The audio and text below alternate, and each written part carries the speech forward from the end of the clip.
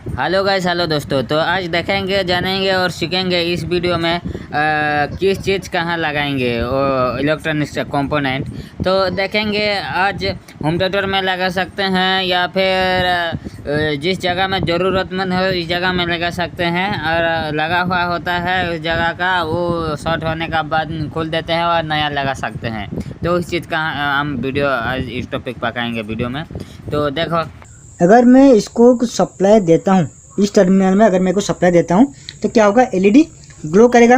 और LED glow करते ही इसके अंदर ये जो फोटो डायोड है, या फिर आप एलडीआर भी बोल सकते हो, जो एलडीआर या फिर जो फोटो डायोड है जो कि लाइट को सेंस करेगा।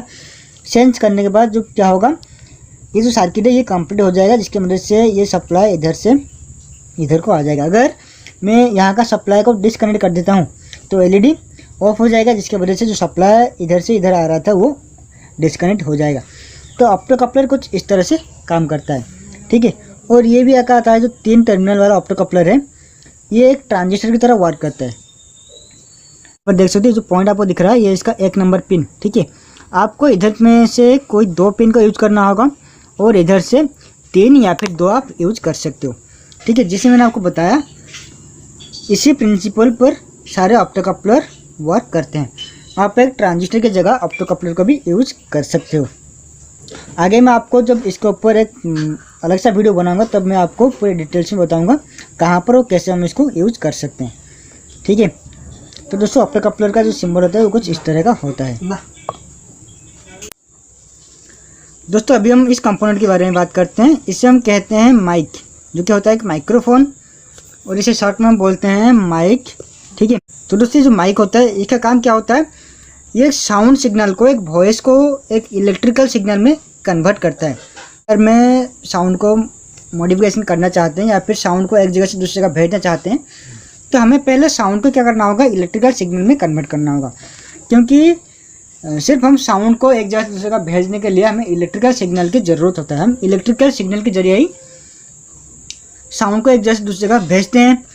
तो उस इलेक्ट्रिकल सिग्नल को हमें एम्पलीफाई करना होता है। तो उस इलेक्ट्रिकल सिग्नल को पाने के लिए जो वॉइस होता है उसको हमें इलेक्ट्रिकल सिग्नल में कन्वर्ट करने के लिए हम यूज़ करते हैं ये माइक, ठीक है। और ये जो माइक होता है इसका सिंबल कुछ इस तरह का होता है, बोजरी की तरह ही मिलता है, और इसका सिंबल कुछ इस तरह का होता है, ठीक। तो जो माइक होता है इसका 2 टर्मिनल होता है, एक होता है पॉजिटिव का और एक होता है नेगेटिव का। तो जब भी आप इसमें कुछ साउंड दोगे, ठीक है, तो इधर से एक वोल्टेज जो कि बहुत ही कम होता है, ठीक है, वो वोल्टेज यहाँ से निकलेगा। ये क्या करता है, आपको साउंड को लेता है और उसे एक इलेक्ट्रिसिटी में कन्वर्ट कर देता है, जो कि एक इलेक्ट्रिकल सिग्नल कहते हैं, ठीक है। और ये आपका एम्पलीफायर वगैरह में या फिर माइक्रोफोन आपके मोबाइल में या फिर ब्लूटूथ में, जिसमें आपको साउंड की ज़रूरत होता है, साउंड ट्रांसमिशन की ज़रूरत होता है, उसी में हम इसको यूज करते हैं। तो अभी हम दूसरे कंपोनेंट के बारे में बात करते हैं, इस रिले के बारे में बात करते हैं, ठीक है। ये एक इलेक्ट्रोमैकेनिकल रिले होता है। इसके अंदर एक इलेक्ट्रोमैग्नेटिक कॉइल होता है। तो आप यहाँ पर देख सकते हो। तो ये जो रिले है, तो दोस्तों आपके घर में स्विच बोर्ड होगा जहाँ से आप लाइट फैन को ऑन ऑफ करते हो। तो वहाँ पर हम क्या करते हैं, एक स्विच को ऑन करने के लिए हम वहाँ पर प्रेशर का अप्लाई करते हैं। अगर हम प्रेशर देते हैं तो वो स्विच ऑन होता है, ठीक है। तो वो जो स्विच होता है वो मैकेनिकल स्विच होता है, जो कि एक प्रेशर से ऑन ऑफ होता है। लेकिन ये जो रिले होता है ये भी एक, इसे हम कहते हैं ऑटोमेटिकली स्विच, जो कि एक इलेक्ट्रिकल सिग्नल से अप्लायंस को ऑन ऑफ करवाता है। ये भी एक स्विच की तरह ही वर्क करता है। जब भी आप इसको सप्लाई दोगे, इलेक्ट्रिकल सिग्नल दोगे, तो ये एक्टिवेट हो जाएगा और इसके साथ जो भी कनेक्ट होगा उसको ये ऑन कर देगा, ठीक है। हमारे जो घर पे जो स्विच होता है वो मैनुअली ऑपरेट होता है और ये ऑटोमेटिकली ऑपरेट होता है। और इसमें आप देख सकते हो 5 टर्मिनल आपको दिख रहा होगा, 1 2 3 4 5। ये जो दोनों आप देख रहे हो जो 2 साइड का है, इसके अंदर एक मैग्नेटिक कॉइल होता है, ठीक है। तो वो जो मैग्नेटिक कॉइल होता है उसका 2 टर्मिनल होता है और ये जो दोनों पॉइंट है उसी का है। जब हम इन दोनों में जब हम सप्लाई देंगे तो ये जो रिले है ये एक्टिवेट हो जाएगा। और ये जो है होता है, और ये जो पॉइंट आप देख रहे हो ये इसका कॉमन पॉइंट, ठीक है। जब भी हम यहाँ से सप्लाई देंगे और इन दोनों से हमें आउटपुट लेना होगा, तो हमारे वर्किंग के रिक्वायर्ड के हिसाब से अगर हम चाहते हैं कि जब रिले ऑफ हो तभी हमें सप्लाई मिले तो इधर से लेना होगा, अगर हम चाहते हैं कि जब रिले ऑन हो तब हमें सप्लाई मिले तो हमें यहाँ से लेना होगा। क्योंकि ये वाला जो पॉइंट है ये नॉर्मली क्लोज होता है इसके साथ, और ये जो पॉइंट है नॉर्मली ओपन होता है। जब भी हम रिले को ऑन करेंगे तो ये जो पॉइंट होगा, ये जो पॉइंट है इधर से डिस्कनेक्ट होकर इधर कनेक्ट हो जाएगा। तो रिले कुछ इस तरह का वर्क करता है। और रिले का जो सिंबल होता है वो कुछ इस तरह का होता है। इसके अंदर एक कॉयल होता है, ठीक है, एक आयरन कोर इंडक्टर कॉयल होता है इसके अंदर। तो ये हो गया मैग्नेटिक कॉयल, एक आयरन कोर भी होता है, तो ये हो गया आयरन कोर।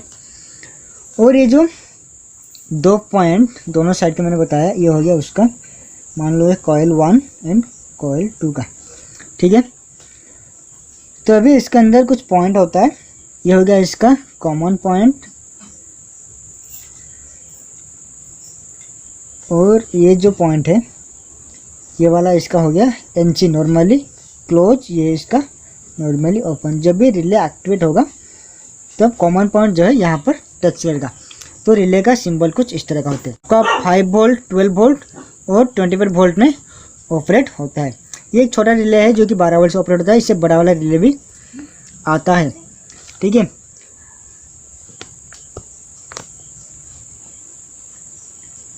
तो दोस्तों आज के वीडियो में हमने कुछ बेसिक कंपोनेंट्स के बारे में जाना, और भी बहुत सारे कंपोनेंट है, कुछ सेंसर है जिसके बारे में हम आगे बात करेंगे।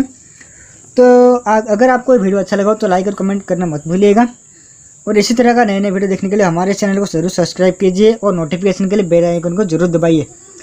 तो अब हम मिलते हैं नेक्स्ट वीडियो में कुछ नए नॉलेज के साथ, जहाँ पर हम रोबोट बनाना और इलेक्ट्रॉनिक सर्किट बनाना सीखेंगे, ठीक है दोस्तों। आज का जो वीडियो है इसमें हम जानेंगे इलेक्ट्रॉनिक्स कंपोनेंट के बारे में, किस कंपोनेंट को हम क्या बोलते हैं, किसका कौन सा नाम है, और इन सब का सिंबल क्या है, और ये कैसे वर्क करता है, और इसको कहाँ पर हम यूज़ करते हैं, ठीक है। इन सब के बारे में आज के इस वीडियो में हम पूरी तरह से बात करेंगे। तो आप इस वीडियो को शुरू से लेकर आखिर तक जरूर देखिएगा। अगर आप कुछ सीखना चाहते हो या फिर इन सब के बारे में कुछ जानना चाहते हो तो आप इस वीडियो को शुरू से लेकर आखिर तक देखिए। अगर आप इन सब के बारे में जानना नहीं चाहते हो तो आप वीडियो को स्किप कर सकते हो या फिर बंद कर सकते हो, ठीक है। तो दोस्तों यहाँ पर आप देख सकते हो मैंने बहुत सारे इलेक्ट्रॉनिक्स कंपोनेंट रखा हुआ है, और हर एक को मैंने एक ग्रुप में रखा हुआ है।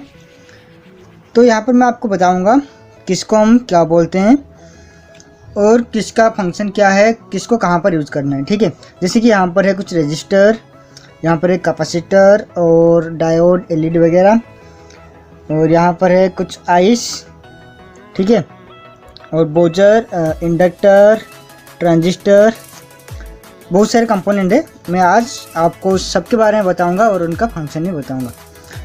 पहले हम रजिस्टर के बारे में बात कर लेते हैं, फिर आगे बढ़ेंगे दूसरे कंपोनेंट के बारे में जानेंगे।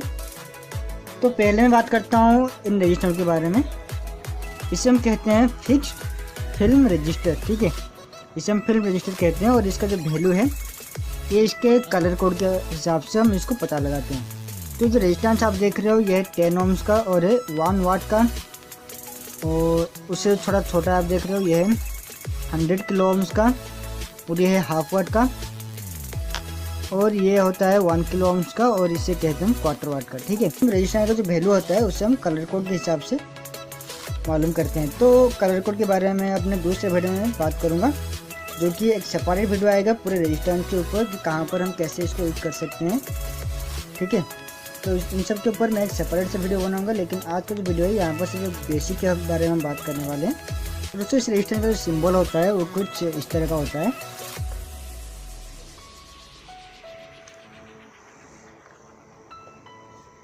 तो ये होता है रेजिस्टेंस का एक सिंबल, ठीक है। ये हमारा फिक्स्ड रजिस्टर। और अगर हम बात करते हैं वेरिएबल रेजिस्टेंस की तो ये होता है वेरिएबल रेजिस्टेंस। अगर हम बात करते हैं प्रीसेट की तो प्रीसेट कुछ इस तरह का होता है, ठीक है, प्रीसेट को या फिर पोटेंशियोमीटर। तो ये जो रेजिस्टेंस होता है ये हम यूज करते हैं करंट को लिमिट करने के लिए, और कहाँ पर कितना करंट फ्लो हो रहा है उसी के हिसाब से हमें इसका वाटेज को भी कैलकुलेशन करना होता है, ठीक है। तो बात करते हैं कुछ वेरिएबल रेजिस्टेंस के बारे में। तो यह है एक वेरिएबल रेजिस्टेंस जिसे हम कहते हैं प्रीसेट। ठीक है, इसका आप देख सकते हो 3 टर्मिनल है, ये दोनों है इसका फिक्स्ड पॉइंट, और ये जो बीच वाला आप देख रहे हो यह वेरिएबल। इसके ज़रिए हम रेजिस्टेंस को वेरी करते हैं। ठीक है, यहाँ पर एक स्क्रू ड्राइवर की मदद से हम अगर इसको घुमाएंगे तो इसका जो रेजिस्टेंस है वो वेरी होगा। और इसका जो सिंबल है ये कुछ इस तरह का होता है, इसे हम कहते हैं प्रीसेट। ठीक है, और ये होता है एक पोटेंशियोमीटर। इसे आप देखोगे एम्पलीफायर वगैरह में वॉल्यूम की तरह काम करता है। आप इसको रेजिस्टेंस कम या बढ़ाने के लिए भी यूज कर सकते हो। तो ये था हमारा प्रीसेट छोटा वाला, और इसकी जगह आप इसको भी यूज कर सकते हो और इसकी जगह आप उसको भी यूज कर सकते हो। ठीक है, इसका वैल्यू आप देख सकते हो, हम लिखा हुआ है 10K का। तो इसका भी सिंबल कुछ इस तरह का होता है। तो अभी बात करते हैं, ये भी एक है हमारा प्रीसेट, और इसका जो वैल्यू है ये भी यहाँ पर लिखा हुआ था 104, यानी कि ये होता है हमारा 100K का। ठीक है, ये इसका भी उसी तरह 3 टर्मिनल होता है, 2 है फिक्स और एक होता है वेरिएबल, और इसका भी हम रेजिस्टेंस वेरी करने के लिए यूज करते हैं। और अब बात करते हैं, यह एक LDR यानी कि लाइट डिपेंडिंग रजिस्टर, और इसका जो सिंबल है वो कुछ इस तरह का होता है।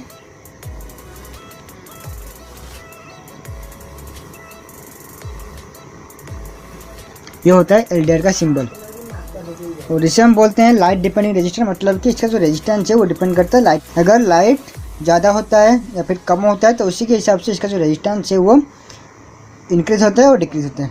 ठीक है, तो अभी जानते हैं इसके बारे में।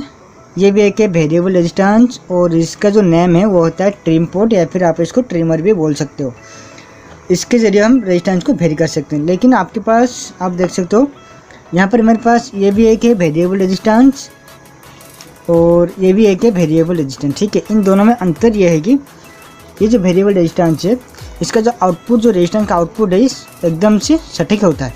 ठीक है, लेकिन अगर इसमें हम रेजिस्टेंस को थोड़ा कम ज़्यादा करें तो थोड़ा सा एरर आता है, लेकिन इसका जो रेजिस्टेंस आउटपुट आता है वो एकदम से सटीक से आता है।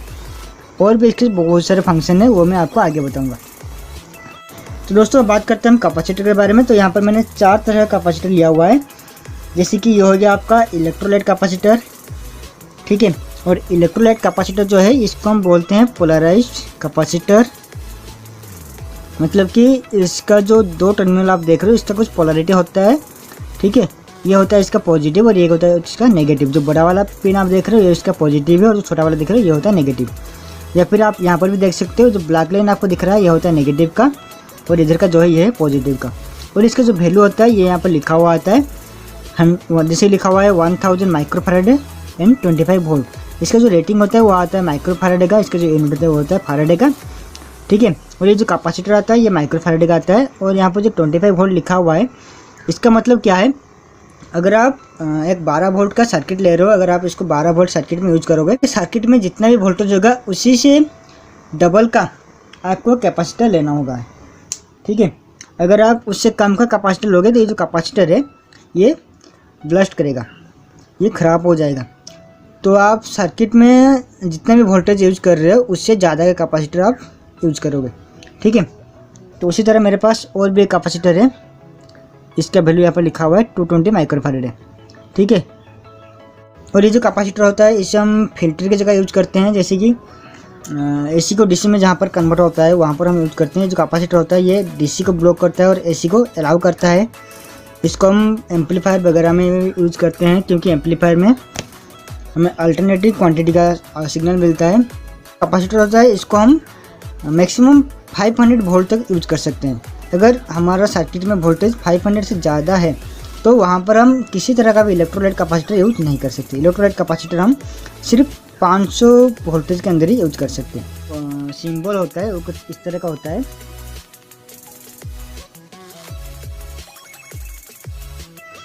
ये होता है इसका पॉजिटिव और होता है इसको नेगेटिव। ठीक है, ये इसको हम बोलते हैं। ठीक है, तो अभी हम बात करते हैं दूसरे कैपेसिटर के बारे में। तो दूसरा जो कैपेसिटर है इसे हम कहते हैं सिरेमिक डिस्क कैपेसिटर। तो यहाँ पर मेरे पास दो तरह का सिरेमिक डिस्क कैपेसिटर है। ये होता है लो वोल्टेज के लिए, ये होता है हाई वोल्टेज के लिए, सम वोल्टेज के लिए, ये 1000 वोल्ट के लिए, ठीक है। और इन सब का जो रेटिंग होता है वो भी फैराडे में होता है, और ये जिप्सम माइक्रो फैराडे से 1 फैराडे तक इसका वैल्यू आता है, उससे ज़्यादा नहीं आता है। और यहाँ पर आप देख सकते हो इसमें लिखा हुआ है 224, यानी कि इसका एक कोड है 224, इस कैपेसिटर का कोड है। अगर इसका असली वैल्यू निकालना होगा तो उसमें एक छोटा सा कैलकुलेशन करना होता है, उसके बाद इसका जो वैल्यू है वो निकलता है। और जो कैलकुलेशन है मैं आपको नेक्स्ट वीडियो में ज़रूर बता दूंगा, जब हम कैपेसिटर के बारे में एक अलग सा वीडियो बनाएंगे, ठीक है। और ये जो कैपेसिटर होता है इसे हम यूज करते हैं जहाँ पर हाई फ्रिक्वेंसी होता है, और तो जहाँ पर हाई वोल्टेज होता है वहाँ पर हम इसको यूज करते हैं, ठीक है।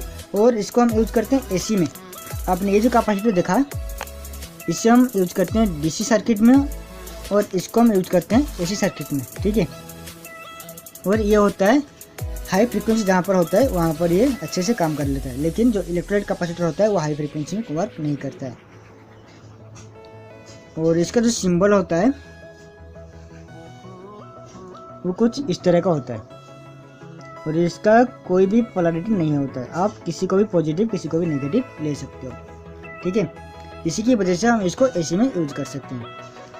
तो अभी हम बात करते हैं इस वाले कैपेसिटर की।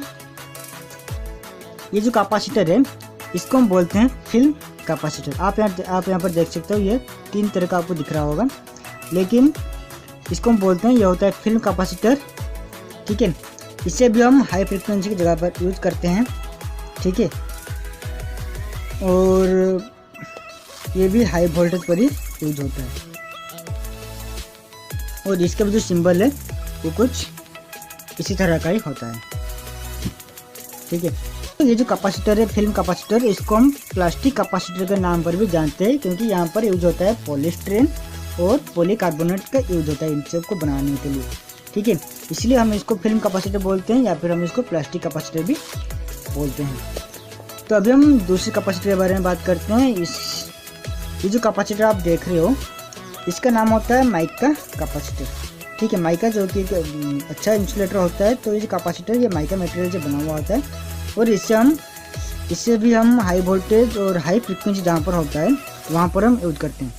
और इसका जो वैल्यू होता है वो कुछ कैपेसिटर में वैल्यू लिखा हुआ होता है, और कुछ में कुछ कोड लिखा हुआ होता है, ठीक है। जैसे कि यहाँ पर इसका लिखा हुआ है 0.33 माइक्रोफैराडे कैपेसिटर है ये। और ये जो कैपेसिटर आप देख रहे हो यहाँ पर कुछ कलर दिया हुआ है, जैसे कि रेजिस्टेंस का कलर कोड आता है, उसी तरह इस कैपेसिटर का भी कलर कोड आता है, जो कि मैं आपको जब कैपेसिटर का अलग सा वीडियो बनाऊंगा वहाँ पर मैं आपको बता दूंगा कैसे हम कैपेसिटर का कैलकुलेशन कर सकते हैं, ठीक है। और इसका जो वैल्यू है हम कोड के हिसाब से जान सकते हैं इसका वैल्यू कितना है और ये कितने माइक्रोफैराडे का है, ठीक है। और इसका भी जो सिंबल है वो भी इसी तरह ही है। ये भी एक नॉन पोलराइज्ड कैपेसिटर है, इसको हम एसी में भी यूज कर सकते हैं। तो दोस्तों कैपेसिटर के बारे में हमने कुछ बेसिक नॉलेज पा लिया है। तो अभी हम दूसरे कंपोनेंट को चलते हैं। हम बात करते हैं डायोड के बारे में। ये जितना भी आप देख रहे हो यहाँ पर इन सबको हम बोलते हैं डायोड। नॉर्मल इन सब का नाम होता है डायोड, और उसके बाद हम इसका नेमिंग कुछ और करते हैं, ठीक है। तो पहले हम बात कर लेते हैं नॉर्मल डायोड के बारे में, जो कि कुछ ब्लैक कलर का होता है। यहाँ पर आप देख सकते हो ये कुछ डायोड है। ये होता है छोटा वाला जो कि 1 एम्पेयर का, और ये होता है 6 एम्पेयर का जो बड़ा वाला आप देख रहे हो। और इसका जो वैल्यू होता है वो होता है 1N4007 का, और इसका होता है 5402 का, ठीक है। और जो ब्लैक कलर का जो साइड है इसे हम बोलते हैं एनोड, और ये इस साइड को हम बोलते हैं कैथोड, ठीक है। अगर हम इस साइड में पॉजिटिव देंगे और इस साइड में नेगेटिव देंगे तो ये जो डायोड है ये वर्क करेगा। अगर हम इस साइड में नेगेटिव इस साइड में पॉजिटिव देंगे तो ये डायोड वर्क नहीं करेगा, ठीक है। और ये जो डायोड काम कहाँ पर आता है, एक रेक्टिफायर बनाने के लिए हम इस डायोड का यूज करते हैं। और अगर कहीं पर हमें रिटर्न वोल्टेज का प्रॉब्लम होता है, अगर हम चाहते हैं कि एक सर्किट में वोल्टेज सिर्फ अंदर जाए सर्किट के अंदर और सर्किट से बाहर ना आए, तो वहाँ पर हम इस डायोड का यूज करते हैं, ठीक है। और इस डायोड के सर्किट के बारे में हम आगे भी बात करेंगे, कैसे हम इसको फॉरवर्ड बायस करते हैं, कैसे हम इसको रिवर्स बायस करते हैं। तो ये तो हमारा कुछ नॉर्मल डायोड और इस डायोड का सिंबल कुछ इस तरह का होता है, ठीक है। ये हो गया एनोड, ये हो गया कैथोड। तो ये जो आप जो लाइन देख रहे हो ये इसका, ये जो व्हाइट कलर का लाइन जो लगा हुआ है ये वाला लाइन, और जो ब्लैक कलर का है ये वाला साइड एनोड का है, ठीक है। तो अभी हम बात करते हैं दूसरे डायोड की, जिसे हम बोलते हैं जेनर डायोड, ठीक है। ये है एक जेनर डायोड। तो जिस तरह वो जो डायोड होता है उसके कुछ नंबर होता है, जैसे कि 1N4007 1N5402 का, तो उसी तरह ये जो जेनर डायोड होता है इसमें कुछ वोल्टेज का रेटिंग होता है, ठीक है। इसे हम यूज कर सकते हैं वोल्टेज रेगुलेशन करने के लिए। डायोड आप देख रहे हो ये 5.6 वोल्ट का एक जेनर डायोड है। ये जो ब्लैक कलर का आप इस साइड देख रहे हो ये उसका कैथोड, ये इसका एनोड, मतलब कि ये है इसका पॉजिटिव और ये इसका नेगेटिव। और उसी तरह ये डायोड आप देख सकते हो, इसका ऊपर का जो होता है ये ऊपर का ग्लास होता है, ठीक है। और ये डायोड है 1N4148 का, ये भी एक जेनर डायोड है। और ये जो ब्लैक कलर का लाइन देख रहे हो ये इसका कैथोड, ये इसका एनोड। और इसका सिंबल भी कुछ इसी की तरह ही होता है, लेकिन ये जो लाइन आप देख रहे हो ये कुछ इस तरह से टेढ़ा मेढ़ा होता है, ठीक है। इसे हम बोलते हैं जेनर डायोड। और इसको हम वोल्टेज रेगुलेशन के लिए भी बेसिकली यूज करते हैं। फिर बात करते हैं दूसरे डायोड के बारे में, जिसे हम बोलते हैं एलईडी। एलईडी का मतलब क्या होता है? लाइट एमिटिंग डायोड, ठीक है। इसका नाम भी डायोड है, लेकिन ये क्या करता है, ये लाइट को बाहर निकालता है, इसलिए हम इसको बोलते हैं लाइट एमिटिंग डायोड, ठीक है। और इसका भी आप देख सकते हो, इसका 2 टर्मिनल होता है।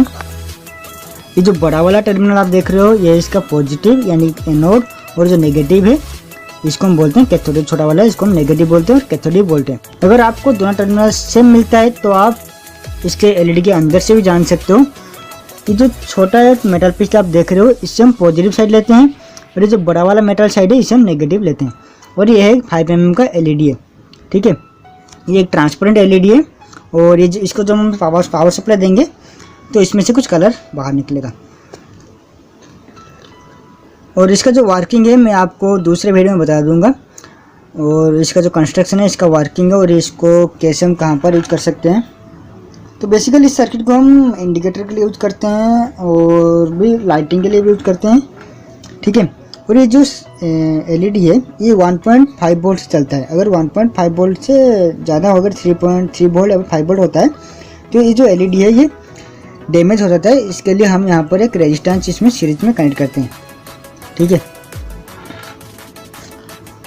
और इसका जो सिंबल कुछ उसी तरह का होता है, उसी डायोड की तरह, लेकिन थोड़ा सा अलग होता है। जैसे कि ये हो गया हमारा डायोड, ये लाइट एमिटिंग करता है तो 2 एरो बाहर की तरह निकलता है, इसे हम बोलते हैं एलईडी। ये होता है इसका एनोड, ये हो गया इसका कैथोड, ठीक है। तो अभी दूसरे एलईडी के बारे में बात करते हैं। यह होता है आईआर एलईडी। पहले मैंने आपको बताया वो था नॉर्मल एलईडी का। अभी ये जो बात कर रहा हूँ ये आईआर एलईडी, जिसे हम बोलते हैं इंफ्रारेड एलईडी। ये एक इंफ्रारेड लाइट एमिट करता है, और इसका भी सिंबल नॉर्मल एलईडी की तरह ही होता है, ठीक है। लेकिन इसे हम बोलते हैं आईआर एलईडी। इसका भी उसी तरह 2 टर्मिनल होता है, एक होता है एनोड का और एक होता है कैथोड का। जो बड़ा वाला होता है एनोड यानी पॉजिटिव, जो छोटा वाला होता है कैथोड यानी नेगेटिव। और इसका जो लाइट निकलता है वो आपको दिखाई नहीं देता है। अगर आप इसको कैमरे में देखोगे तो कुछ वायलेट सा कलर आपको दिखेगा, लेकिन अगर आप खाली आँख से देखोगे तो ये दिखाई नहीं देगा, ठीक है। ये ग्लो करता है लेकिन आपकी आंखों को ये दिखाई नहीं देगा। तो अभी बात करते हैं और एक एलईडी के बारे में, और एक डायोड के बारे में। इसे हम बोलते हैं फोटो डायोड। ये क्या करता है, ये किसी भी एक आईआर रेडिएशन हो या फिर आईआर लाइट हो उसी को ये सेंस करता है, उसी को ये रिसीव करता है। और इसका जो सिंबल है वो उसी तरह ही नॉर्मल डायोड की तरह ही होता है, लेकिन थोड़ा सा अलग होता है। इससे सिंबल कुछ इसी तरह होता है। एलईडी का सिंबल जो एरो होता है वो बाहर की ओर होता है, और फोटो डायोड का जो सिंबल होता है एरो जो होता है ये अंदर की ओर होता है, ठीक है। ये डायोड जो होता है, ये फोटो डायोड, ये क्या करता है, आईआर रेडिएशन को ये रिसीव करता है। रिसीव करने के बाद ये सर्किट को कंप्लीट करवाता है।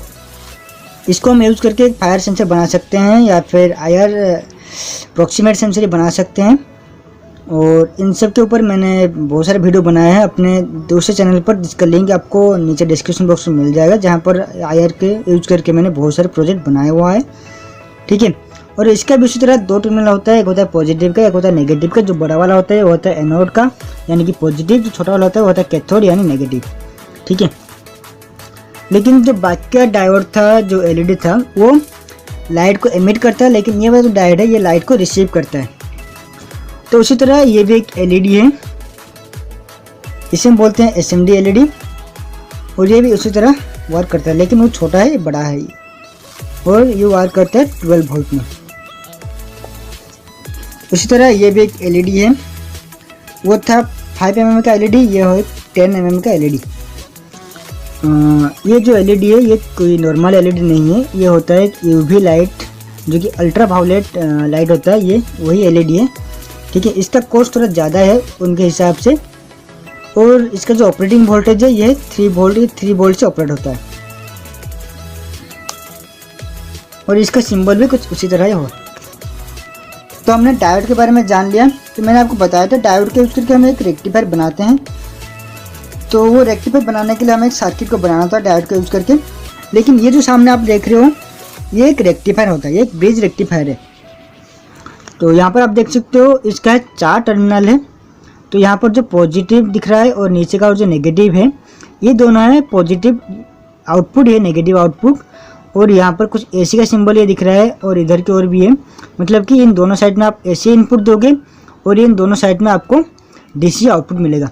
ठीक है, तो ये एक होता है ब्रिज रेक्टिफायर, ये एक 1 एम्पीयर का ब्रिज रेक्टिफायर है। यहाँ पर आप इन दोनों साइड में आप AC दोगे और इन दोनों साइड में आपको DC मिलेगा। ये सब जितने भी डायोड मैंने आपको बताया ये सब सेमीकंडक्टर से बने हुए होते हैं, और इसमें हम सिलिकॉन का सेमीकंडक्टर यूज़ करते हैं। और जर्मेनियम का डायोड भी आता है, लेकिन वो बहुत ही कॉस्टली डायोड आता है। दोस्तों अभी हम बात करते हैं ट्रांजिस्टर के बारे में। तो यहाँ पर मेरे पास कुछ ट्रांजिस्टर हैं। तो ट्रांजिस्टर के बारे में आपको एक बात बता देता हूँ। ट्रांजिस्टर जो है वो 2 तरह का होता है। ठीक है, ट्रांजिस्टर 2 तरह का होता है। एक होता है BJT, तो जो BJT है इसे हम बोलते हैं बाइपोलर जंक्शन ट्रांजिस्टर, और एक होता है FET। ठीक है, तो बेसिकली ट्रांजिस्टर 2 तरह का होता है, एक होता है BJT और एक होता है FET। BJT यानी कि बाइपोलर जंक्शन ट्रांजिस्टर, और FET यानी फील्ड इफेक्ट ट्रांजिस्टर। और ये जो BJT होता है ये नॉर्मली 2 तरह का होता है, जो कि हम नॉर्मल सर्किट में यूज करते हैं। एक होता है आपका NPN और एक होता है PNP। जो NPN और PNP होता है ये BJT में जाता है, यानी कि होता है बाइपोलर जंक्शन ट्रांजिस्टर। और FET भी उसी तरह 2 तरह का होता है, एक होता है JFET यानी कि जंक्शन फील्ड इफेक्ट ट्रांजिस्टर, और एक होता है MOSFET यानी कि metal oxide semiconductor field effect transistor. ठीक है, तो यहाँ पर हमने जाना है ट्रांजिस्टर 2 तरह का होता है, एक होता है BJT और एक होता है FET। BJT यानी कि बाइपोलर जंक्शन ट्रांजिस्टर, FET यानी कि फील्ड इफेक्ट ट्रांजिस्टर। और BJT भी उसी तरह 2 तरह का होता है, एक होता है NPN का और एक होता है PNP का। और JFET जो होता है जंक्शन फील्ड इफेक्ट ट्रांजिस्टर, और जो MOSFET होता है वो होता है metal oxide semiconductor field effect transistor. तो इस वीडियो में मैं आपको ट्रांजिस्टर का कुछ बेसिक नॉलेज बताऊंगा, कहाँ पर कौन सा ट्रांजिस्टर यूज होता है, ट्रांजिस्टर का कौन सा वाला पिन कैसे वर्क करता है। ठीक है, कौन सा ट्रांजिस्टर हमें कहाँ पर यूज करना चाहिए। तो दोस्तों पहले हम बात कर लेते हैं BJT के, जो कि है बाइपोलर जंक्शन ट्रांजिस्टर। तो यहाँ पर आपको मिलता है 2 तरह का ट्रांजिस्टर, एक होता है NPN का और एक होता है PNP का। तो बेसिकली मैं हमेशा यूज करता हूँ 2 ट्रांजिस्टर को ज़्यादा यूज करता हूँ, BC547 एंड BC557 का। ये जो BC547 होता है ये होता है NPN का और ये होता है PNP का। लेकिन मैं NPN का यूज़ करके बहुत सारे प्रोजेक्ट बनाता हूँ, जो कि मेरे दूसरे चैनल पर आपको मिल जाएंगे, और उन सब का लिंक मैंने आपको डिस्क्रिप्शन बॉक्स पर दे दिया है। और ये होता है BC557 यानी कि ये होता है PNP ट्रांजिस्टर। तो यहाँ पर आप देख सकते हो हर एक ट्रांजिस्टर का आपको 3 टर्मिनल मिलेगा। ठीक है, हर एक ट्रांजिस्टर को आपको 3 टर्मिनल मिलेगा। और ये जो 3 टर्मिनल का कुछ नेम भी होता है, जैसे कि अगर आप BJT की बात करो तो यहाँ पर आपको मिलता है एमिटर, बेस एंड कलेक्टर। अगर आप ट्रांजिस्टर का जो लिखा हुआ होता है उसको आप अपने मुंह की तरह रखो, ठीक है। और इस साइड से आपको मिलेगा ये एमिटर, ये बेस और ये कलेक्टर। उसी तरह अगर आप एनपीएन की बात करो, इस पर भी आपको उसी तरह मिलेगा, एनपीएन पे भी एमिटर, बेस, कलेक्टर उसी तरह आप देख सकते हो, ठीक है। ये एमिटर, बेस एंड कलेक्टर। और उसका जो सिंबल है वो कुछ इस तरह का होता है। एनपीएन का जो होता है ये करंट का, ये जो एरो होता है ये बाहर की ओर होता है, ठीक है। तो ये हो गया इसके एमिटर, ये बेस और ये कलेक्टर। और ये जो पीएनपी होता है इसका जो एरो होता है वो अंदर की ओर होता है।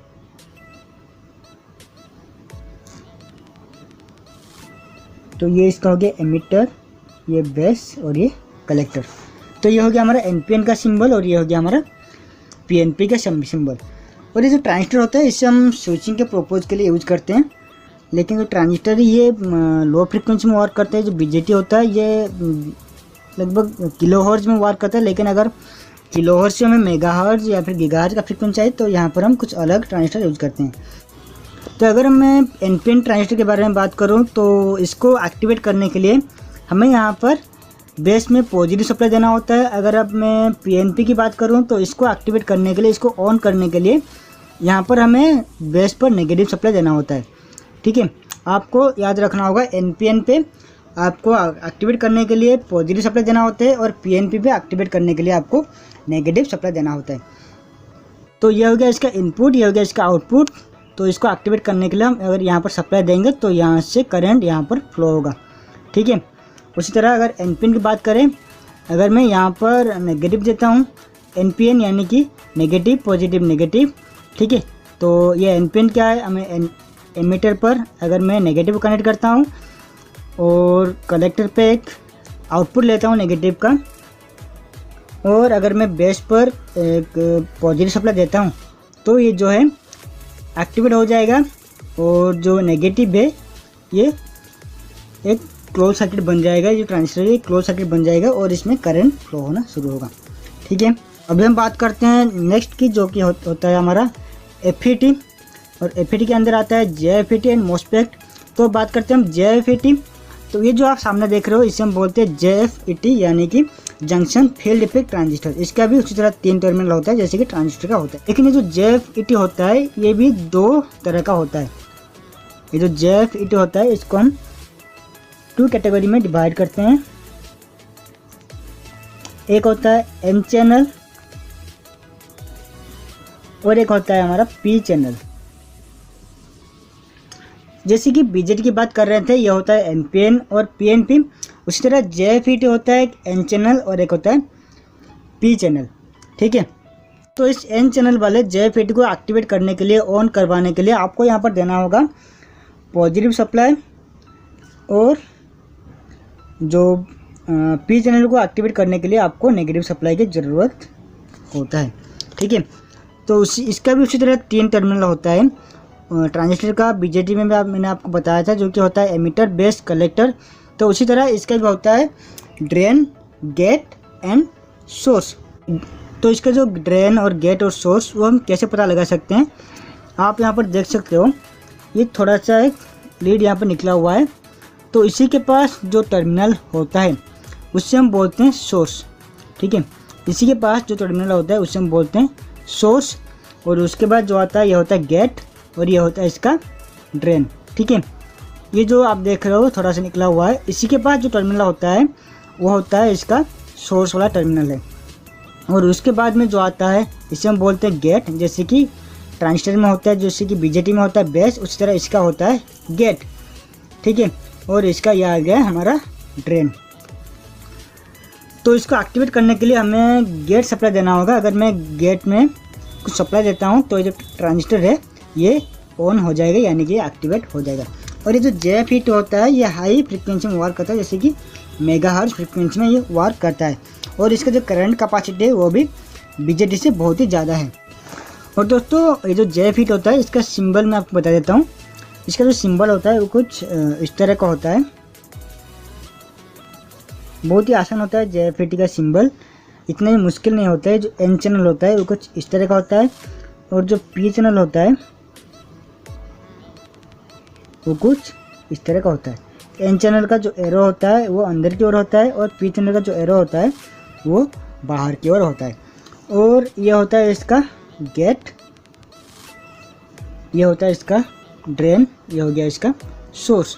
उसी तरह इसका भी ये हो गया इसका गेट, ये ड्रेन और ये सोर्स। तो अभी हम बात करते हैं दूसरे ट्रांजिस्टर के बारे में जो कि आता है मॉसफेट में। और मॉसफेट भी उसी तरह दो तरह का होता है, एक होता है एन चैनल और एक होता है पी चैनल। ठीक है, तो ये मॉसफेट दो तरह का होता है। तो यहाँ पर मेरे पास दो तरह का मॉसफेट है, एक है एन चैनल का और एक होता है पी चैनल का। तो इसका भी उसी तरह होता है gate and drain and source. ठीक है, और इसका जो सिंबल है ये थोड़ा सा अलग होता है JFET से। तो मैं आपको दिखा देता हूँ इसका सिंबल कैसे होता है।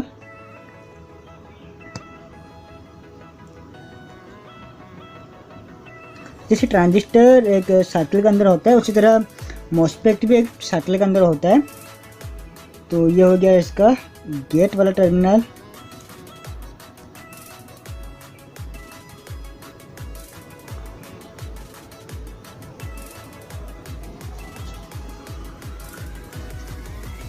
तो जो एन चैनल होता है इसका जो एरो होता है ये अंदर की ओर होता है।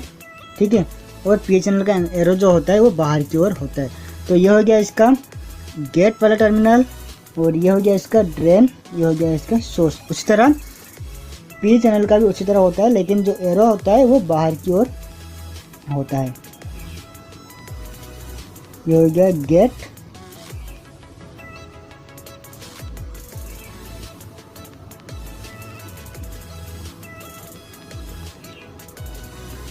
ठीक है दोस्तों। ये जो मॉसफेट होता है ये हम यूज करते हैं हाई करंट में, जैसे कि हो गया हमारा इन्वर्टर सर्किट, या फिर जहाँ पर करंट एम्पेयर में फ्लो होता है, जो कि ज़्यादा एम्पेयर होता है, जहाँ पर हाई करंट फ्लो होता है वहाँ पर हम मॉसफेट का यूज करते हैं। अगर लो करंट होता है तो वहाँ पर हम नॉर्मल ट्रांजिस्टर का यूज कर लेते हैं, लेकिन अगर हाई करंट होता है तो वहाँ पर हम मॉसफेट का यूज करते हैं। तो इसके बाद मैं बात कर लेता हूँ, ये भी उसी तरह एक ट्रांजिस्टर है। ठीक है, ये एक BJT का ट्रांजिस्टर है। मैंने ट्रांजिस्टर के बारे में कुछ बात कर लिया, तो अभी इसके बारे में बात करते हैं। इसे भी हम एक तरह का ट्रांजिस्टर ही बोलते हैं। जैसे कि मैंने आपको बताया था डायोड में एक फोटो डायोड था जो कि IR रेडिएशन पर वर्क करता था। तो उसी तरह ये जो ट्रांजिस्टर है ये भी IR रेडिएशन, आपने देखा होगा फोटो डायोड, जो फोटो डायोड था वो किसी भी फ्रिक्वेंसी पर वर्क कर लेता है, वो किसी भी फ्रिक्वेंसी को रिसीव कर लेता है, वो चाहे 0 हो या फिर कुछ मेगाहर्ट्ज फ्रिक्वेंसी हो, वो रिसीव कर लेता है। लेकिन ये जो आप देख रहे हो जो ट्रांजिस्टर है फोटो डायोड का, इसे हम बोलते हैं T-SOP। ठीक है, ये T-SOP IR रिसीवर है और इसका कुछ फ्रीक्वेंसी रेंज है, ये उसी फ्रीक्वेंसी को रिसीव कर सकता है। अगर उसी के बाद उससे ज़्यादा या फिर कम का फ्रीक्वेंसी आता है तो ये रिसीव नहीं करेगा, इसलिए हम इसको टीवी और रिमोट कंट्रोल में यूज करते हैं। ठीक है, तो दोस्तों ट्रांजिस्टर के बारे में हमने कुछ बेसिक नॉलेज ले लिया है, तो अभी हम आगे का देखते हैं। दोस्तों अभी हम बात कर लेते हैं आईसी के बारे में, जो कि होता है इंटीग्रेटेड सर्किट होता है। तो ये जो आईसी होता है आप देख सकते हैं इंटीग्रेटेड सर्किट, ये क्या होता है, इसके अंदर बहुत सारे ट्रांजिस्टर भरे हुए होते हैं। ठीक है, ये जो ट्रांजिस्टर मिलियन एंड बिलियन में इसके अंदर ट्रांजिस्टर होता है। अगर आप कुछ मिलियन ट्रांजिस्टर यूज करके एक सर्किट बनाना चाहते हो तो वो जो सर्किट होता है वो बहुत ही बड़ा होगा, लेकिन अगर आप उसके जगह एक छोटा सा आइस ले लेते हो तो वहाँ पर बहुत ही जगह बच जाएगा। ठीक है, वो सर्किट बहुत ही छोटे में हो जाएगा। तो इसीलिए हम आइस का यूज करते हैं और आइस का जो आउटपुट होता है वो बहुत ही एक्यूरेसी होता है।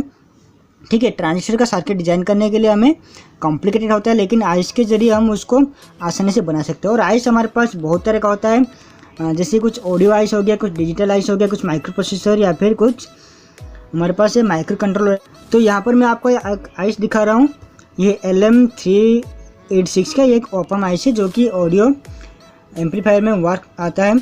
ठीक है, तो यहाँ पर आप देख सकते हो इसका है 8 टर्मिनल है और इसका जो टर्मिनल होता है ये 1 2 3 4 में गिना जाता है। लेकिन हम कैसे पता लगा सकते हैं कौन सा वाला पिन 1 नंबर का है और कौन सा वाला पिन 8 नंबर का है। ठीक है, तो यहाँ पर आप देख सकते हो यू शेप का एक कटिंग है। तो ये जो यू शेप का जो कटिंग है इसके पास जो टर्मिनल होता है, ये वाला जो टर्मिनल होता है, इसे हम लेते हैं 1। ठीक है। तो जबकि यहाँ पर एक यू शेप का कटेंगे तो इसको हम कुछ इस तरह गिनकर जाएंगे, ठीक है। इधर से स्टार्ट होगा और इधर एंड होगा। तो इसके पास जो टर्मिनल है इससे हम लेते हैं 1, ये 2, 3, 4, 5, 6, 7, 8, ठीक है। इसका 8 टर्मिनल है तो हम इसको कुछ इस तरह से गिनते हैं। ये हो गया 1, 2, 3, 4, 5, 6 एंड 7, 8, ठीक है। और हर एक आईसी का कुछ अलग और वर्क होता है, कुछ अलग फ्रिक्वेंसी होता है और इसका जो टर्मिनल वो भी अलग अलग होता है। तो उन सब के लिए हमें इसके डाटा सेट को चेक करना पड़ता है, ठीक है। हमें क्या वर्क करना है उसके लिए हम कितना फ्रिक्वेंसी यूज कर रहे हैं, तो वहाँ पर हमें इनपुट आउटपुट का कितना पिन है, तो उसी के हिसाब से हम आईसी का यूज करते हैं। वो सब के बारे में आपको आगे वीडियो में ज़रूर बताऊँगा, जहाँ पर हम पूरी एक क्लास लेंगे आईसी के बारे में बात करने के लिए, आईसी से कैसे हम एक सर्किट डिज़ाइन कर सकते हैं। अगर आप दूसरे आईसी की बात करो, ये एक 4017 का आईसी है, इसे हम यूज करके एक एलईडी चेसर बना सकते हैं, ठीक है। डेंसिंग लाइट भी बना सकते हैं, बहुत सारे प्रोजेक्ट इसके यूज करके हम बना सकते हैं। और इसका जो पिन है इसको भी हम उसी तरह गिनते हैं, ठीक है। 1, 2, 3, 4, 5, 6, 7, 8 यू शेप यहाँ पर दिया हुआ है, ठीक है। 8 के बाद 9, 10, 11, 12, 13, 14, 15, ये हो गया 16, ठीक है दोस्तों। और इसका जो सिंबल है वो इस आइस की तरह ही होता है, वो कुछ इस तरह का होता है।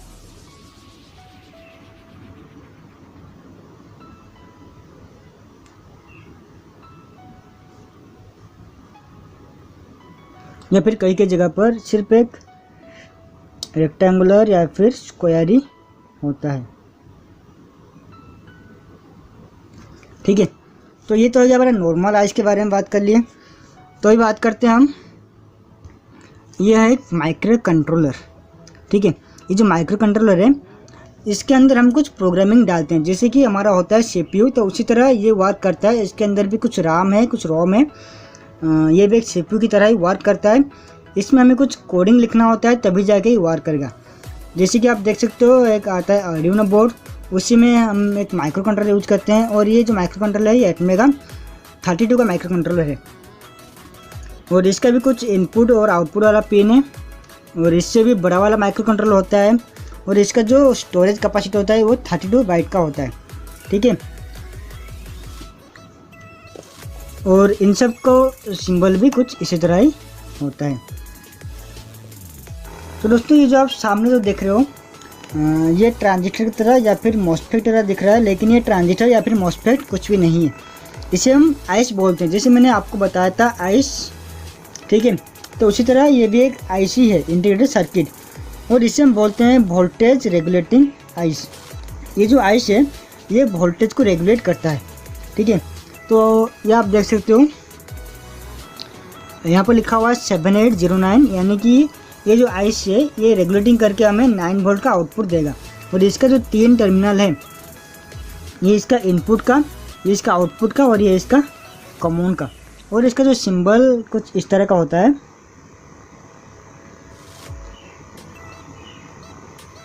ये हो गया इसका कॉमन, ये हो गया इनपुट, ये हो गया आउटपुट, और यहाँ पर लिखा हुआ होता है इसका कुछ कोड, ठीक है। तो यहाँ पर मैंने लिखा हुआ है 78 एंड x एंड x, मतलब कि 78 इसका नॉर्मल कोड हो गया। आपको कितना वोल्ट आउटपुट चाहिए, अगर आपको 5 वोल्ट आउटपुट चाहिए तो इसके लिए आप यूज करोगे 7805। अगर आपको 12 वोल्ट का आउटपुट चाहिए तो आप यूज करोगे 7812। अगर आपको 9 वोल्ट चाहिए तो आप यूज करोगे 7809। ये क्या करता है, इससे वोल्टेज को डिक्रीज करता है, इंक्रीज नहीं करता है। अगर आप यहाँ पर समझ लीजिए मैं ले रहा हूँ 7805 का, अगर मैं यहाँ पर 12 वोल्ट का इनपुट देता हूँ तो यहाँ पर मुझे आउटपुट मिलेगा 5 वोल्ट ही मिलेगा, ठीक है। इधर के साइड में अगर 12 वोल्ट से 15 वोल्ट भी हो जाए या फिर 9 वोल्ट हो जाए तो यहाँ पर मुझे 5 वोल्ट ही आउटपुट मिलेगा, इसीलिए हम इसको बोलते हैं वोल्टेज रेगुलेटिंग आइस। और इसका जो करंट कैपेसिटी होता है वो होता है 1 एम्पेयर का, इसको आप मैक्सिमम 1 एम्पेयर तक की यूज कर सकते हो, ठीक है। तो यहाँ पर मैंने आपको बताया ये हो गया इसका इनपुट का, ये हो गया आउटपुट, और ये हो गया इसका कॉमन का। तो हर किसी वोल्टेज रेगुलेटिंग आइस का सेम ही टर्मिनल होता है।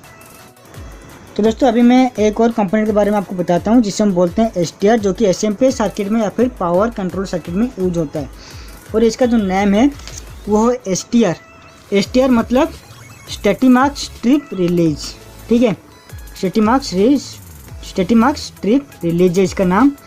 और इसको हम यूज़ करते हैं पावर आइस की तरह, जो कि एक SMP सर्किट में वोल्टेज को रेगुलेट करने के लिए यूज होता है।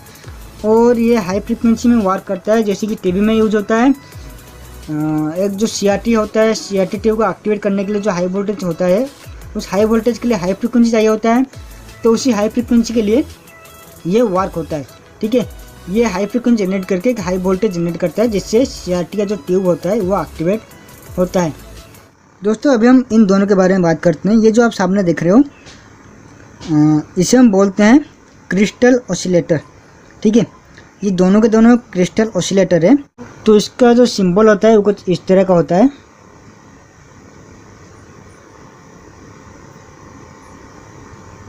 ठीक है। ये होता है इसका सिंबल, जो कि होता है क्रिस्टल ऑसिलेटर।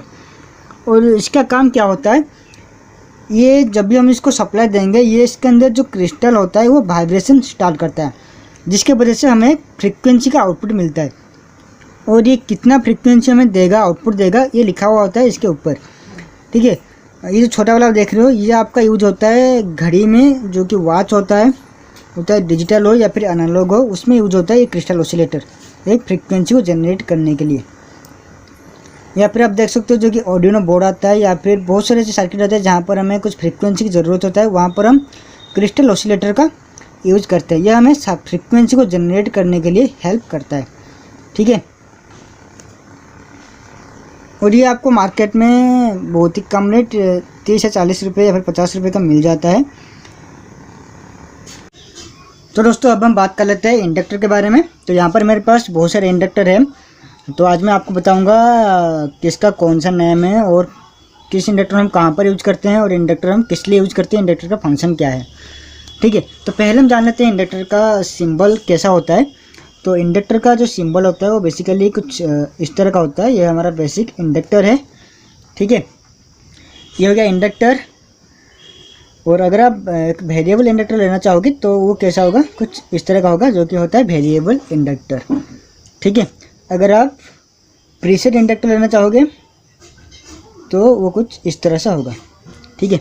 यह हो गया प्रीसेट इंडक्टर, यह है वेरिएबल इंडक्टर, और यह होता है हमारा नॉर्मल इंडक्टर, ठीक है। तो बेसिकली ये 3 इंडक्टर होता है। उसके बाद हम उसके अंदर से कुछ क्लासिफिकेशन होता है, जैसे कि ये इंडक्टर कितने टाइप्स का है, ये इंडक्टर कितने टाइप्स का है, और ये इंडक्टर कितने टाइप्स का है, ठीक है। तो अभी मैं बात करूँगा इस वाले इंडक्टर की, ठीक है। तो यहाँ पर मेरे पास बहुत सारे इंडक्टर है, तो आपको पहले मैं बताता हूँ इस वाले की। तो ये जो इंडक्टर आप देख रहे हो इसे हम कहते हैं एआर कोर। ये जो इंडक्टर आप देख रहे हो इसे हम कहते हैं एआर कोर इंडक्टर, मतलब कि इसके अंदर किसी तरह का कोई कोर नहीं है और इसके अंदर सिर्फ एआर ही होता है, इसलिए हम इसको बोलते हैं एआर कोर इंडक्टर। और इस इंडक्टर का जो यूनिट होता है वो होता है हेनरी में। और इसका जो हेनरी कितना होगा उसके कैलकुलेशन के लिए हमें यूज करते हैं इसका डायमीटर कितना होता है, वायर का थिकनेस कितना होता है, और कौन सा कोर ले रहे हैं उसके ऊपर डिपेंड करता है इसका हेनरी। तो उस सब मैं कैलकुलेशन आपको आगे बताऊंगा, ठीक है। तो इंडक्टर जो होता है बेसिकली ये काम करता है एसी रेजिस्टेंस, हम इसको कह सकते हैं। इंडक्टर को हम एक एसी रेजिस्टेंस भी कह सकते हैं। ये सिर्फ एसी को अपोज करता है और डीसी को ये पास करवाता है, ठीक है। अगर आप एक इंडक्टर को एसी सप्लाई दोगे तो ये एक रेजिस्टेंस की तरह काम करेगा, उसको ये अपोज करेगा। लेकिन अगर आप यहीं पर डीसी सप्लाई दोगे तो ये जो इंडक्टर है ये डीसी को अपोज नहीं करेगा, ये डीसी को जाने देगा, भाई तू चला जा, मैं तुझे नहीं रोकूंगा, ठीक है। ये सिर्फ डीसी को अलाउ करता है और एसी को ये अपोज करता है। और ये इंडक्टर हम यूज करते हैं कोई रेडियो फ्रीक्वेंसी सर्किट में, रेडियो ट्रांसमिशन में, वायरलेस ट्रांसमिशन में, और कुछ फिल्टर वगैरह में भी ये यूज किया जाता है, ठीक है। तो अभी बात करते हैं इंडक्टर कितने टाइप्स का है। तो पहले मैंने आपको बता दिया यह है एयर कोर इंडक्टर। तो अभी मैं आता हूँ इसके ऊपर। ये जो इंडक्टर आप देख रहे हो ये आपको एक ट्रांसफार्मर की तरह दिखता होगा, लेकिन ये एक इंडक्टर है, ठीक है। और ये जो इंडक्टर है इसको हम बोलते हैं फेरिट कोर इंडक्टर। ये जो कोर आप देख रहे हो इसके बाहर की ओर, ये इसे हम कहते हैं ये फेरिट कोर, ठीक है। ये एक मटेरियल है, फेरिट इसका नाम होता है। तो ये फेरिट कोर यूज किया हुआ है इसलिए हम इसको बोलते हैं फेरिट कोर। इसके अंदर कुछ इस तरह का होता है, ये कुछ वाइंडिंग होता है और ये होता है फेरिट कोर, ठीक है। ये कुछ इस तरह का लगा होता है, ठीक है। इसके अंदर ये वाइंडिंग होता है और इसके ऊपर ये लगा होता है ऐसे, और वाइंडिंग का 2 टर्मिनल निकलता है, स्टार्टिंग का और एक एंडिंग का। तो जो 4 आप यहाँ पर देख रहे हो, ये जो 4 आप देख रहे हो, इन चारों में से सिर्फ हमें 2 ही चाहिए। जैसे कि ये है स्टार्टिंग का, ये है इसका एंडिंग का। तो ये इंडक्टर हम कैसे बना सकते हैं ये मैं आपको आगे ज़रूर बताऊंगा। तो अभी हम पहले इन सब का टाइप्स जान लेते हैं, फिर जानेंगे इनका ऑपरेशन। और ये जो इंडक्टर आप देख रहे हो ये आपको बहुत सारे सर्किट में मिल जाएगा। यहाँ पर आप देख सकते हो, यहाँ पर लिखा हुआ है 3.0 मिली हेनरी। ठीक है, इसका वैल्यू है 3.0 मिली हेनरी। और ये जो इंडक्टर आप देख रहे हो इसे हम कहते हैं बॉबिन इंडक्टर। ठीक है, ये कुछ इस तरह का होता है, एक बॉबिन होता है जिसके ऊपर वायर राप किया होता है। और भी एक इंडक्टर आता है जिसे हम बोलते हैं टोरिडल इंडक्टर। ये कुछ इस तरह का होता है और आपने देखा होगा कई तरह का सिर्फ 2 ही टर्मिनल निकलता है एक ही वायर को पूरी यहाँ पर आप करने के बाद 2 टर्मिनल। और आप देख सकते हो यहाँ पर 6 टर्मिनल निकला हुआ है क्योंकि यहाँ पर 3 कॉइल का यूज किया हुआ है और इसे हम बोलते हैं टोरिडल इंडक्टर। और ये जो आप देख रहे हो ये आपको कुछ रेजिस्टेंस की तरह दिख रहा होगा, लेकिन ये कोई रेजिस्टेंस नहीं है, ये भी एक तरह का इंडक्टर है और इसे हम बोलते हैं एक्सियल इंडक्टर और कलर रिंग इंडक्टर। और इसका जो वैल्यू है उसे कैलकुलेशन करने के लिए आपको इसके कलर कोड जानना होगा, तभी जहाँ पे आप इसको कैलकुलेट कर सकते हो। और इसका जो कलर कोड है ये मैं आगे आपको ज़रूर वीडियो में बताऊंगा। और एक आता है आयरन कोर इंडक्टर। ये एक आयरन कोर इंडक्टर है जो कि एक ट्रांसफार्मर भी होता है। ठीक है, ट्रांसफार्मर बेसिकली एक आयरन कोर इंडक्टर होता है। यहाँ पर ये कुछ आयरन की प्लेट हैं। ठीक है, ये लैमिनेटेड है, आपस में कनेक्शन भी नहीं है। ये एक प्लेट जो आप देख रहे हो ये एक प्लेट है, ये इसको बांधने से लैमिनेशन करा होता है, फिर एक प्लेट को इसके साथ कनेक्शन जॉइंट करते हैं। तो ये होता है आयरन कोर। तो अभी बात करते हैं कौन सा इंडक्टर कहाँ पर यूज किया जाता है। तो बेसिकली अगर बात करें इस आयरन कोर इंडक्टर की, तो ये जो आयरन कोर इंडक्टर होता है इसे हम लो फ्रिक्वेंसी में यूज करते हैं। जैसे कि हमारा हो गया कुछ लो high voltage to low voltage converter, या फिर कोई छोटा मोटा एम्पलीफायर जहाँ पर लो वोल्टेज का काम जहाँ पर लो फ्रिक्वेंसी का काम होता है वहाँ पर हम यूज करते हैं इस आयरन कोर को। ठीक है, जहाँ पर लो फ्रिक्वेंसी का डिवाइस होता है, जैसे कोई एम्पलीफायर, कोई टेप वगैरह, कोई म्यूजिक सिस्टम हो या फिर कुछ भी हो, जहाँ पर लो फ्रिक्वेंसी का काम होता है वहीं पर हम यूज करते हैं ये आयरन कोर इंडक्टर। ठीक है, और आयरन कोर इंडक्टर का जो मैग्नेटिक फील्ड होता है ये यहाँ पर ज़्यादा होता है। और अभी हम बात करते हैं फेरिट कोर। ये जो फेरिट कोर होता है इसे हम यूज करते हैं जहाँ पर फ्रिक्वेंसी ज़्यादा हो, जहाँ पर हाई फ्रिक्वेंसी होता है वहीं पर हम इस फेरिट कोर को यूज करते हैं। जैसे कि आप मान लो एक फ्लाईवे ट्रांसफार्मर जो कि आपके टेलीविज़न पर यूज होता है, जो कि पहले आता था CRT टीवी, जिसमें CRT का यूज़ किया जाता था। उसमें क्या होता था, एक फ्लाईवे ट्रांसफार्मर होता था, उस फ्लाईवे के मदद से हम 230 वोल्ट को 16 kV वोल्ट में कन्वर्ट करते थे। तो वहाँ पर क्या यूज होता था, ये फेरिट कोर यूज होता था।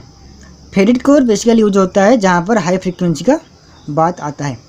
ठीक है, और ये जो बॉबिन इंडक्टर आप देख रहे हो इसे भी हम मीडियम रेंज की फ्रिक्वेंसी पर यूज कर सकते हैं, लेकिन जो फेरिट कोर होता है उसे हम हाई फ्रिक्वेंसी पर यूज करते हैं। जो टोरिडल इंडक्टर आप देख रहे हो इसे भी हम हाई फ्रिक्वेंसी पर यूज करते हैं। ये क्या करता है, एक मैग्नेटिक कपल क्रिएट करता है अपने में। ठीक है, और इंडक्टर को हम यूज कर सकते हैं अपने फिल्टर सर्किट में, या फिर कहीं पर वोल्टेज को बूस्ट करना हो। ठीक है, और इंडक्टर जो होता है ये बेसिकली एक तरह का स्टोरेज डिवाइस भी होता है। जैसे कि कैपेसिटर और बैटरी एनर्जी को स्टोर करता है, उसी तरह ये इंडक्टर जो है ये भी कुछ तो एनर्जी स्टोर करता है, लेकिन ये सर्टेन टाइम के लिए, ज़्यादा देर तक नहीं होता है।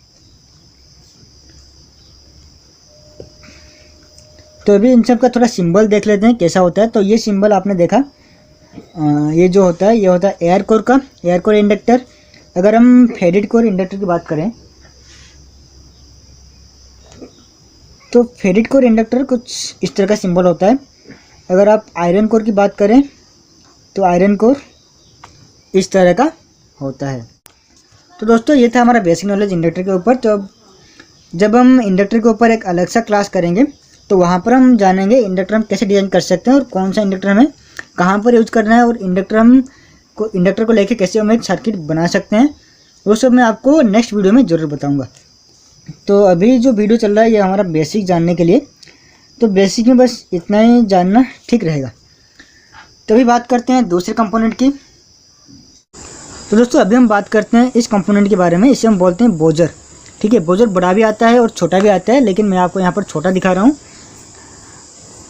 तो बोजर जो होता है इसका भी दो टर्मिनल होता है, एक होता है पॉजिटिव का और एक होता है नेगेटिव का। जो बड़ा वाला आप देख रहे हो इसे बोलते हैं पॉजिटिव, छोटा वाला नेगेटिव, और पॉजिटिव का साइन भी यहाँ पर दिया हुआ है, आप देख सकते हो। ठीक है, अब जब भी बोजर को सप्लाई दोगे तो ये एक हाई फ्रीक्वेंसी पर एक साउंड निकालेगा। और इसके अंदर क्या होता है, इसके अंदर एक पीजो इलेक्ट्रिक मटेरियल का एक प्लेट होता है, इसके अंदर कुछ इस तरह का प्लेट होता है। ठीक है, जब भी आप इसको सप्लाई दोगे तो ये एक हाई फ्रीक्वेंसी पर एक साउंड जनरेट करता है। और ये जो पीजो इलेक्ट्रिक जो मटेरियल, ये जो बोजर आप देख रहे हो, इसे आप एक क्रिस्टल ऑसिलेटर तरह भी यूज कर सकते हो, क्योंकि ये अपना आप ही एक फ्रीक्वेंसी जनरेट कर लेता है। और इस बोजर का आप यूज करके एक छोटा सा इन्वर्टर भी बना सकते हो, जो कि मैंने बनाया है और वो मेरे दूसरे चैनल पर है। आप वहाँ पर जाकर के देख सकते हो इन्वर्टर कैसे बना हुआ है, जिसका लिंक मैंने डिस्क्रिप्शन बॉक्स पर दे दिया है। और दोस्तों जो पीजो इलेक्ट्रिक मटेरियल होता है, अगर आप इसे प्रेस करोगे, ठीक है, अगर आप इसे प्रेस करोगे तो इसके अंदर से कुछ वोल्टेज भी जनरेट होता है। अगर मैं इसके ऊपर कुछ प्रेशर अप्लाई करूँगा तो इसमें से कुछ वोल्टेज भी निकलेगा। और इसे आप यूज़ करके कोई नॉक एक्टिवेट, डोर अलार्म, या फिर नॉक स्विच, या फिर vibration alarm, vibration activate sensor आप बना सकते हो, जो कि मैंने अपने दूसरे चैनल पर बनाया हुआ है। आप जाकर वहाँ पर देख सकते हो, जिसका लिंक आपको डिस्क्रिप्शन बॉक्स में मिल जाएगा। और इसका जो सिंबल कुछ इस तरह का होता है,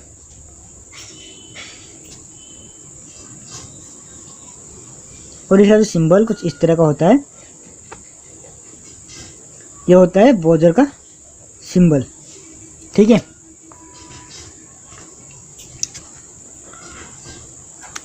तो दोस्तों अभी हम बात करते हैं दूसरे कंपोनेंट के बारे में। हम बात करते हैं इसके बारे में। ये बहुत छोटा दिख रहा है, आप समझ रहे होंगे ये कोई आइस है, लेकिन ये कोई किसी तरह का कोई आइस नहीं है, इंटीग्रेटेड सर्किट ये नहीं है।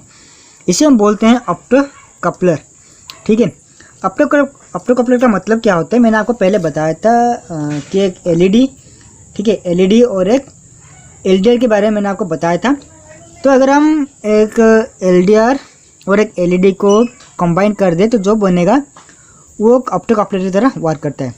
ठीक है, ऑप्टो कपलर का मतलब क्या है, ये एक दूसरे को कनेक्ट करने के लिए हम इसको यूज करते हैं। जैसे कि एक ट्रांजिस्टर वर्क करता है, इस तरह ये भी वर्क करता है। तो इसके अंदर कुछ इस तरह का होता है, बता देता हूँ आपको मैं। अंदर एक एलईडी होता है, ये हो गया एक एलईडी, और इसके अंदर एक फोटो डायोड भी होता है।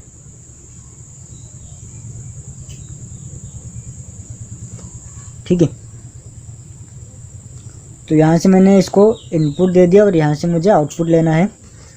अगर मैं इसको कुछ सप्लाई देता हूँ, इस टर्मिनल में अगर मैं कुछ सप्लाई देता हूँ तो क्या होगा, एलईडी ग्लो करेगा। और एलईडी ग्लो करते ही इसके अंदर ये जो फोटो डायोड है, या फिर आप एलडीआर भी बोल सकते हो, जो एलडीआर या फिर जो फोटो डायोड है, जो कि लाइट को सेंस करेगा। सेंस करने के बाद जो क्या होगा, ये जो सर्किट है ये कंप्लीट हो जाएगा, जिसकी मदद से ये सप्लाई इधर से इधर को आ जाएगा। अगर मैं यहाँ का सप्लाई को डिसकनेक्ट कर देता हूँ तो एलईडी ऑफ हो जाएगा, जिसकी वजह से जो सप्लाई इधर से इधर आ रहा था वो डिसकनेक्ट हो जाएगा। तो ऑप्टो कपलर कुछ इस तरह से काम करता है। ठीक है, और ये भी आता है जो 3 टर्मिनल वाला ऑप्टो कपलर है, ये एक ट्रांजिस्टर की तरह वर्क करता है। पर देख सकते हो जो पॉइंट आपको दिख रहा है, ये इसका 1 नंबर पिन। ठीक है, आपको इधर में से कोई 2 पिन का यूज करना होगा और इधर से 3 या फिर 2 आप यूज कर सकते हो। ठीक है, जिसे मैंने आपको बताया, इसी प्रिंसिपल पर सारे ऑप्टो कपलर वर्क करते हैं। आप एक ट्रांजिस्टर की जगह ऑप्टो कपलर को भी यूज कर सकते हो। आगे मैं आपको जब इसके ऊपर एक अलग सा वीडियो बनाऊंगा तब मैं आपको पूरे डिटेल्स में बताऊंगा कहाँ पर और कैसे हम इसको यूज कर सकते हैं। ठीक है, तो दोस्तों ऑप्टो कपलर का जो सिंबल होता है वो कुछ इस तरह का होता है। दोस्तों अभी हम इस कंपोनेंट के बारे में बात करते हैं। इसे हम कहते हैं माइक, जो कि होता है एक माइक्रोफोन, और इसे शॉर्ट में हम बोलते हैं माइक। ठीक है, तो दोस्तों जो माइक होता है इसका काम क्या होता है, ये साउंड सिग्नल को, एक वॉइस को एक इलेक्ट्रिकल सिग्नल में कन्वर्ट करता है। अगर मैं साउंड को मॉडिफिकेशन करना चाहते हैं या फिर साउंड को एक जगह से दूसरी जगह भेजना चाहते हैं तो हमें पहले साउंड को क्या करना होगा, इलेक्ट्रिकल सिग्नल में कन्वर्ट करना होगा, क्योंकि सिर्फ हम साउंड को एक जगह से दूसरी जगह भेजने के लिए हमें इलेक्ट्रिकल सिग्नल की ज़रूरत होता है। हम इलेक्ट्रिकल सिग्नल के जरिए ही साउंड को एक जगह से दूसरी जगह भेजते हैं। तो उस इलेक्ट्रिकल सिग्नल को हमें एम्पलीफाई करना होता है। तो उस इलेक्ट्रिकल सिग्नल को पाने के लिए जो वॉइस होता है उसको हमें इलेक्ट्रिकल सिग्नल में कन्वर्ट करने के लिए हम यूज़ करते हैं ये माइक, ठीक है। और ये जो माइक होता है इसका सिंबल कुछ इस तरह का होता है, बोजरी की तरह ही मिलता है, और इसका सिंबल कुछ इस तरह का होता है, ठीक। तो ये जो माइक होता है इसका दो टर्मिनल होता है, एक होता है पॉजिटिव का और एक होता है नेगेटिव का। तो जब भी आप इसमें कुछ साउंड दोगे, ठीक है, तो इधर से एक वोल्टेज जो कि बहुत ही कम होता है, ठीक है, वो वोल्टेज यहाँ से निकलेगा। ये क्या करता है, आपको साउंड को लेता है और उसे एक इलेक्ट्रिसिटी में कन्वर्ट कर देता है, जो कि एक इलेक्ट्रिकल सिग्नल कहते हैं, ठीक है। और ये आपका एम्पलीफायर वगैरह में या फिर माइक्रोफोन आपके मोबाइल में या फिर ब्लूटूथ में, जिसमें आपको साउंड की ज़रूरत होता है, साउंड ट्रांसमिशन की ज़रूरत होता है, उसी में हम इसको यूज करते हैं। तो अभी हम दूसरे कंपोनेंट के बारे में बात करते हैं, इस रिले के बारे में बात करते हैं, ठीक है। ये एक इलेक्ट्रोमैकेनिकल रिले होता है। इसके अंदर एक इलेक्ट्रोमैग्नेटिक कॉइल होता है। तो आप यहाँ पर देख सकते हो। तो ये जो रिले है, तो दोस्तों आपके घर में स्विच बोर्ड होगा जहाँ से आप लाइट फैन को ऑन ऑफ करते हो। तो वहाँ पर हम क्या करते हैं, एक स्विच को ऑन करने के लिए हम वहाँ पर प्रेशर का अप्लाई करते हैं। अगर हम प्रेशर देते हैं तो वो स्विच ऑन होता है, ठीक है। तो वो जो स्विच होता है वो मैकेनिकल स्विच होता है, जो कि एक प्रेशर से ऑन ऑफ होता है। लेकिन ये जो रिले होता है ये भी एक, इसे हम कहते हैं ऑटोमेटिकली स्विच, जो कि एक इलेक्ट्रिकल सिग्नल से अप्लायंस को ऑन ऑफ करवाता है। ये भी एक स्विच की तरह ही वर्क करता है। जब भी आप इसको सप्लाई दोगे, एक इलेक्ट्रिकल सिग्नल दोगे, तो ये एक्टिवेट हो जाएगा और इसके साथ जो भी कनेक्ट होगा उसको ये ऑन कर देगा, ठीक है। हमारे जो घर पे जो स्विच होता है वो मैनुअली ऑपरेट होता है और ये ऑटोमेटिकली ऑपरेट होता है। और इसमें आप देख सकते हो 5 टर्मिनल आपको दिख रहा होगा, 1 2 3 4 5। ये जो दोनों आप देख रहे हो जो दो साइड का है, इसके अंदर एक मैग्नेटिक कॉइल होता है, ठीक है। तो वो जो मैग्नेटिक कॉइल होता है उसका 2 टर्मिनल होता है और ये जो दोनों पॉइंट है उसी का है। जब हम इन दोनों में जब हम सप्लाई देंगे तो ये जो रिले है ये एक्टिवेट हो जाएगा। और ये जो है होता है, और ये जो पॉइंट आप देख रहे हो ये इसका कॉमन पॉइंट, ठीक है। जब भी हम यहाँ से सप्लाई देंगे और इन दोनों से हमें आउटपुट लेना होगा। तो हमारे वर्किंग के रिक्वायर्ड के हिसाब से अगर हम चाहते हैं कि जब रिले ऑफ हो तभी हमें सप्लाई मिले तो इधर से लेना होगा। अगर हम चाहते हैं कि जब रिले ऑन हो तब हमें सप्लाई मिले तो हमें यहाँ से लेना होगा, क्योंकि ये वाला जो पॉइंट है ये नॉर्मली क्लोज होता है इसके साथ, और ये जो पॉइंट है नॉर्मली ओपन होता है। जब भी हम रिले को ऑन करेंगे तो ये जो पॉइंट होगा, ये जो पॉइंट है इधर से डिस्कनेक्ट होगा, इधर कनेक्ट हो जाएगा। तो रिले कुछ इस तरह का वर्क करता है। और रिले का जो सिंबल होता है वो कुछ इस तरह का होता है। इसके अंदर एक कॉइल होता है, ठीक है, एक आयरन कोर इंडक्टर कॉइल होता है इसके अंदर। तो ये हो गया मैग्नेटिक कॉइल, एक आयरन कोर भी होता है, तो ये हो गया आयरन कोर। और ये जो 2 पॉइंट दोनों साइड के मैंने बताया, ये हो गया उसका, मान लो कॉइल 1 एंड कॉइल 2 का, ठीक है। तो अभी इसके अंदर कुछ पॉइंट होता है, ये हो गया इसका कॉमन पॉइंट, और ये जो पॉइंट है ये वाला इसका हो गया NC नॉर्मली क्लोज, ये इसका नॉर्मली ओपन। जब भी रिले एक्टिवेट होगा तब कॉमन पॉइंट जो है यहाँ पर टच करेगा। तो रिले का सिंबल कुछ इस तरह का होता है। आपका 5 वोल्ट, 12 वोल्ट और 24 वोल्ट में ऑपरेट होता है। ये एक छोटा रिले है जो कि 12 वोल्ट से ऑपरेट होता है। इससे बड़ा वाला रिले भी आता है, ठीक है।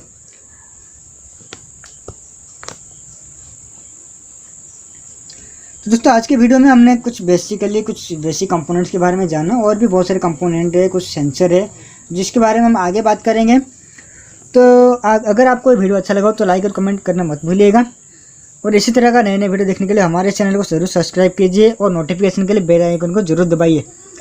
तो अब हम मिलते हैं नेक्स्ट वीडियो में कुछ नए नॉलेज के साथ, जहाँ पर हम रोबोट बनाना और इलेक्ट्रॉनिक सर्किट बनाना सीखेंगे। ठीक है दोस्तों।